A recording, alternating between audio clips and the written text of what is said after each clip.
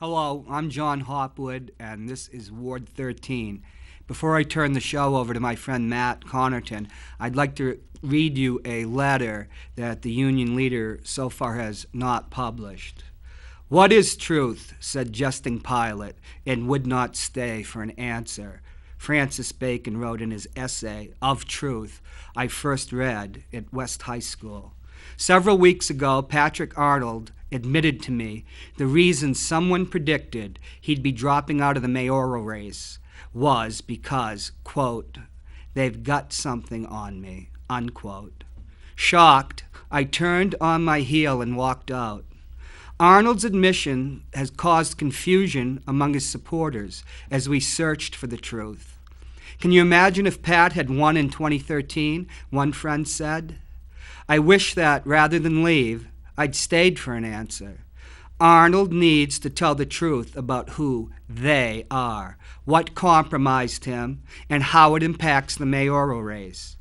Thinking back on time spent with Arnold, who I consider the friend, I've wondered why he told me outright lies about people I respect. The truth? He did not respect me, and that lack of respect is rooted in his own lack of self-respect. We cannot have such a person as chief executive of our city. I call on Patrick Arnold to drop his bid for mayor. Arnold supporters and anyone who truly cares for Manchester should give their support to Joyce Craig. Her love for Manchester is genuine. She is the real deal. She has integrity. Her experience as both alderman and school board member provide her with the experience to put Manchester on the right path for the future. Now, this is my statement. Months ago, in the public house that is Pat Arnold's home away from home, he told me his only chance in the mayoral election was commissioning a poll to knock Joyce Craig out of the race before she declared her candidacy. The poll was designed to intimidate her by revealing Arnold had more name recognition and support in Manchester wards outside of the North End. Although he never mentioned it to me, it is widely believed that the poll showed Mayor Gatzis defeating him in the 2015 election. After this spider's stratagem failed to stop Joyce Craig, Arnold subsequently admitted to me, again in his home away from home, that it was over for him. The look on his face was one of despair. I'm through, he said. I believe, and let me point out, this is just a hunch, but I could chart it out for you if it comes to that Pat Arnold, knowing he was finished politically, willingly allied himself with what I'll call all the king's men, either a single individual or a group whose mission is to ensure that Ted Gatzis is reelected. I do not fault anyone on the Republican side for trying to gain an advantage in the municipal election. That's politics. What I do fault is what I believe is Pat's decision to play Benedict Arnold and betray his party and our city, my city, our city, not Patrick Arnold's city. For if it was Pat Benedict Arnold's city, he would not betray it. Pat Benedict Arnold, in my opinion, is an immature, manipulative narcissist. To put it plainly, he is a sore loser, but the kind of sore loser I've never run across. Arnold is a fantasist who believes he is playing the role of Michael Corleone in The Godfather, and his end game is to extract revenge against what he calls the Manchester establishment for failing to elevate him to the office of mayor in 2013. The office of mayor, which he believes is his by his own bizarre conception of divine right. For Pat Benedict Arnold, in his cups at his home away from home, will go on and on about how he is the head of a great political dynasty. For those people like myself who believed in and trusted him, it's sad. I asked the citizens of Manchester to rally around Joyce Craig.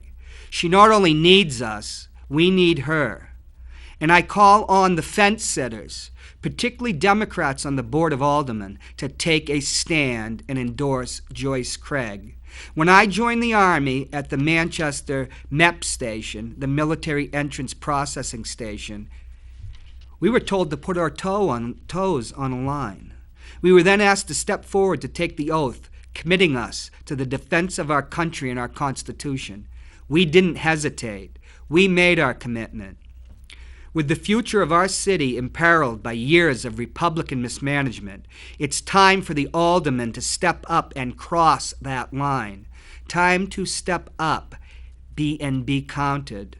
To count themselves among those committed to defending our city and its future. There's no time for lagging behind. There's no time for slackers with no commitment to anything other than playing the same old political games that have hurt our city. I support Joyce Craig for mayor. And Manchester, let me tell you, it's such a relief to support a candidate who's honest. She's a wife and a mother and a successful business person who cares. Thank you.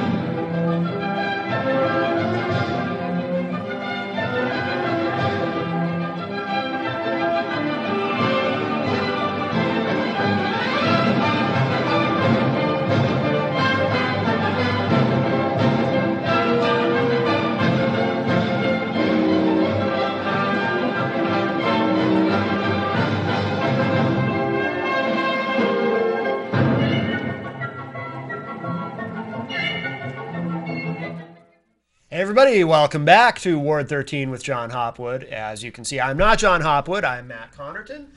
John has invited me to come back and help out with the show again this week, so very grateful to him for doing that. I enjoy being here and getting to, once again, as we did a couple of weeks ago, talk with Bonnie Wright from New Hampshire Right to Know GMO. How are you, Bonnie? I'm great. Thanks for having me. Absolutely. Welcome back.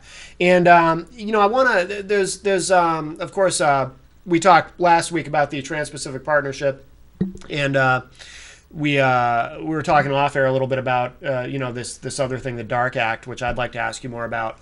But also, too, I want to know more about you and about your history and how you kind of got involved in all of this. Well, about 3 years ago, we had an event called March Against Monsanto, and I became aware of the event just shortly before it said, can I help? And they said, do some PR. So I sent out some of the publicity for it, and Arnie Arnenson called me and said, I want you on my show. I said, well, you really should have Nikki. Nikki's really the organizer. And she goes, no, I want you. And I said, well, you can have me and Nikki. So we went on and we talked with Arnie. And afterwards, Nikki said, Bonnie, I love your story. I want you to come speak.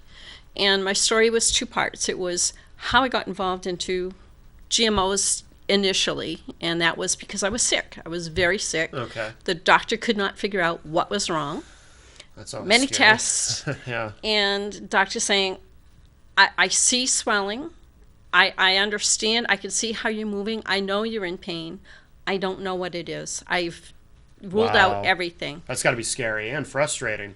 He said it looks like fibromyalgia, but it's not quite fibromyalgia, and it looks like rheumatoid arthritis, but it's not that. And then you get the digestive issues and the headaches, and I just don't know. Yeah. So what we ended up doing, I had a friend said, Bonnie, eat organic. Mm-hmm. And I said, pfft. And then they said, eat organic. And out of desperation, I tried eating organic for a short period of time. Sure. And it was like somebody turned the light switch off. No kidding. All of the symptoms went away. I was able to take all the medicines that he was experimenting with me. Yeah. And threw them all out. And I felt so much better. After how long? How long? I saw an improvement in 1 week. It took a couple of months. 1 week? Really? That quick? Wow. Okay. So when I cheat now, I know I can get away with it for a short time, but Sure. if a long period of time, I start feeling sick. So I was trying to figure out, why is it that I don't feel good? Yeah. And somebody pointed me towards Monsanto. And as I started to learn about Monsanto and genetically engineered foods, I started to make a connection between my health and the GMOs.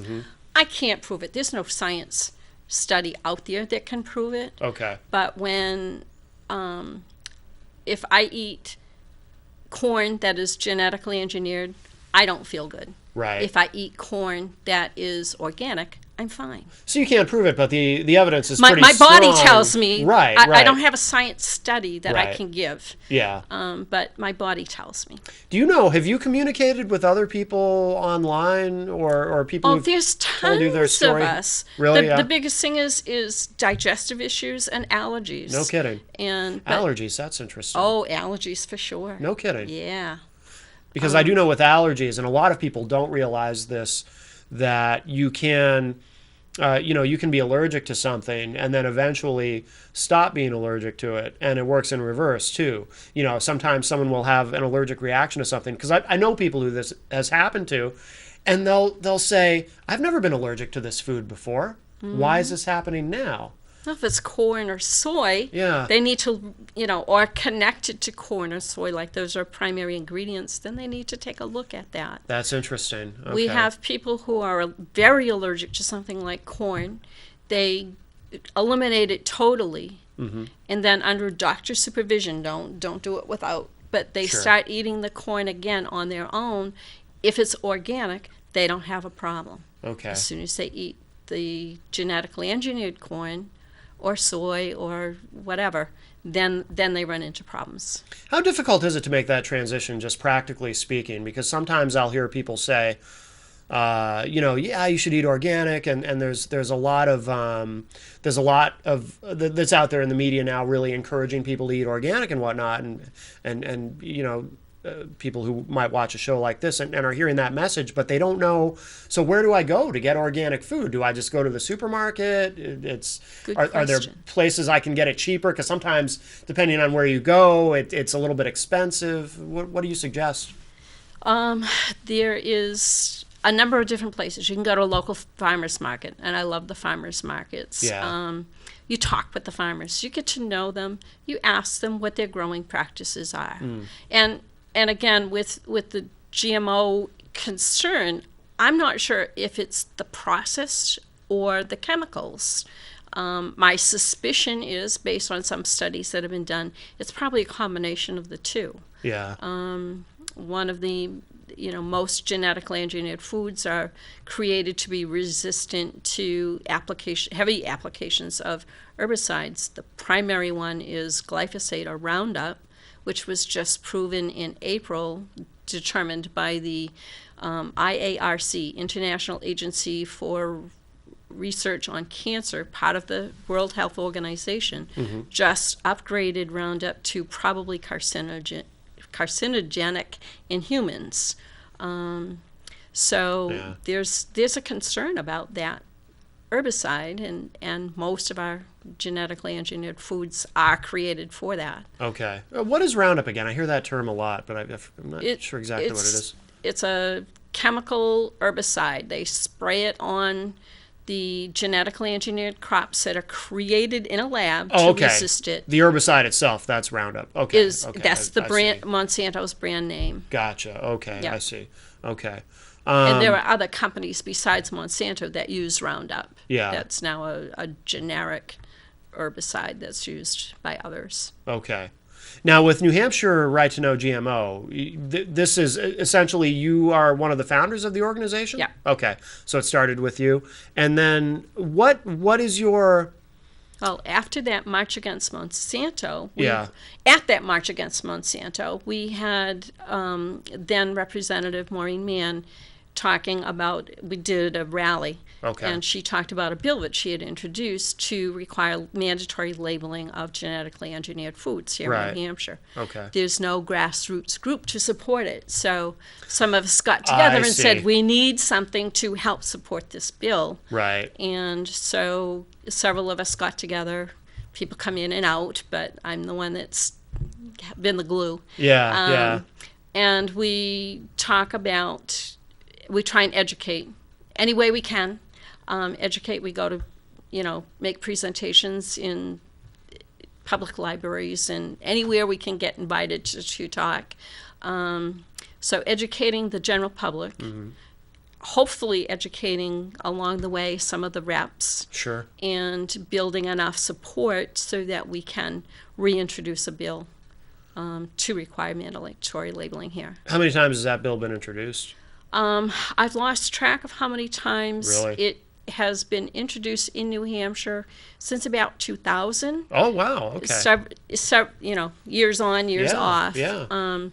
Last year, the bill that Maureen sponsored, HB 660, was the only one that really made any progress. Okay. We got it through, assigned to a subcommittee. The subcommittee spent 10 weeks having guest lecturers come in, experts from across the country, talk about it.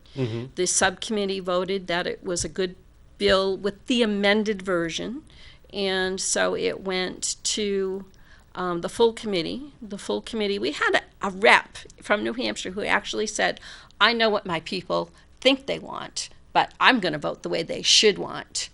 And how's that? Wow. And he got reelected. Wow. Yeah. So the Agriculture Committee voted that it was a bill that was inexpedient to legislate.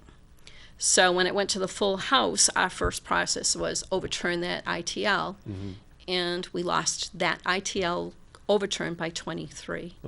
All of the floor discussion up to then could only be on the original bill, not the amended version. Really? Yeah. So that was the ruling. Yep. So the original, the amended bill is very similar to the bill that recently passed in Vermont. It's also, they took that bill in Vermont and they reworded it slightly, but took and made it a strong bill and introduced it in Congress. We have it, a bill in the House and in the Senate. And those bills are S511 and HR 913. Okay. And I'm very proud to say that one of New Hampshire's reps and one of New Hampshire's senators are actually co-sponsors of those two bills. Excellent. So we got Jean Shaheen on the Senate and Annie Custer on the House. Excellent. So we have good representation. We're one of the few states that have that good representation there. Yeah. Those bills don't look like they're going to go too far, at least as things are. Yeah. But it's progress. I mean, It's this is all, it's kind of a game of inches, you know. It's a game of interest. It's a game of money. It's a game of financial, corporate control. Yeah.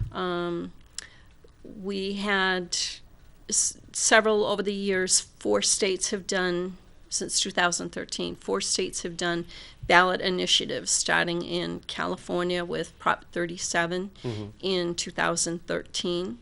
And, was it 2012 back then? They had over $67 million put in by the grocery manufacturers and companies like Monsanto to fight that label bill. Yeah. And since then, we've had Washington. In Washington, we had the grocery manufacturers realize that people like myself, like the followers of New Hampshire Right to Know, said, whoa, we're not happy with, the Kellogg's and the Pepsis and the Cokes that are fighting what we're trying to do. Right. So we're going to stop buying their products. So when they came to Washington the following year, they said, we don't want to be boycotted like we were last year. So we're going to give our money all to the grocery manufacturers, and they can fight the bill on our behalf. What happened then was the Washington State Attorney General said, that's money laundering. Yeah. So we know who the companies are. We don't know how much they gave. Yeah. But Interesting. again, both of those two lost by narrow margins. Yeah. Then this last November, we had two more, Oregon and Colorado.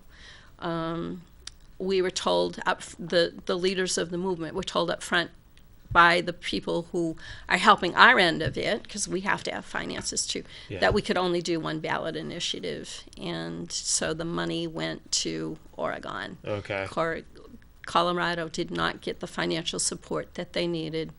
They lost drastically. Yeah. Oregon lost by 812 votes.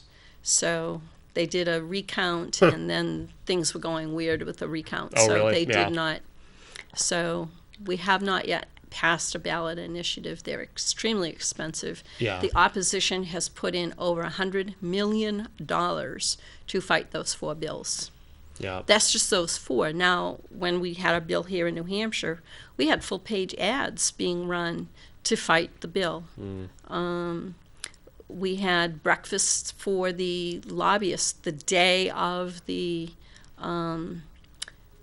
vote put on by the biotech industry. No kidding. So there's all kinds of money in this thing. That's how the game is played. It stinks, but you know, you got 90% of Americans saying they want labeling.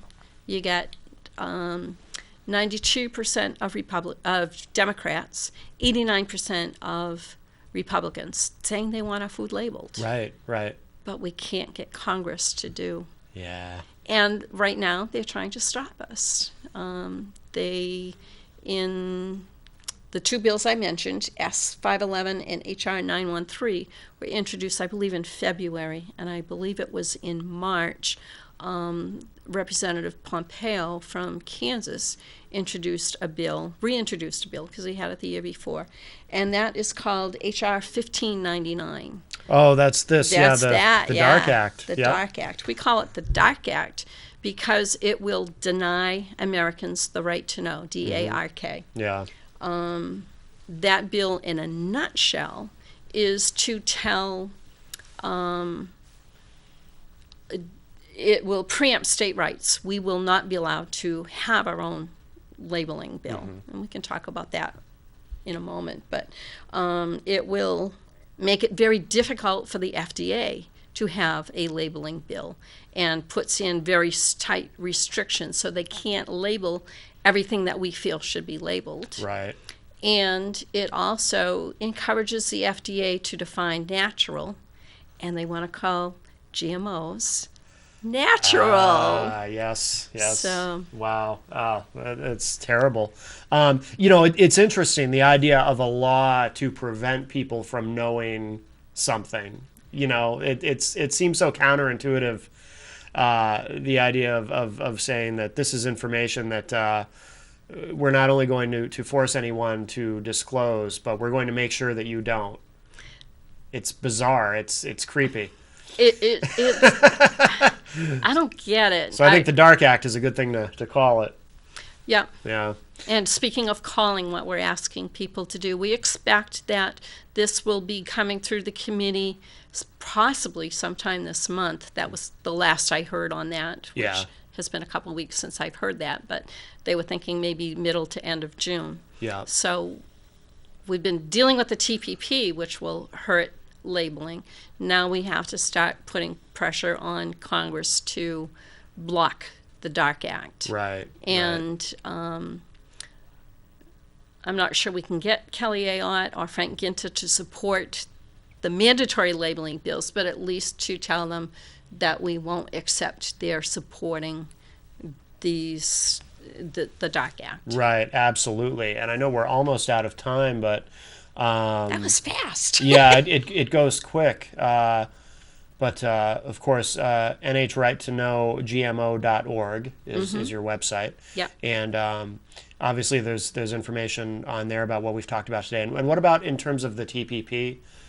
Because we want to make sure people are involved. As we sit here today, of course, we haven't quite driven a stake in the heart of that yet.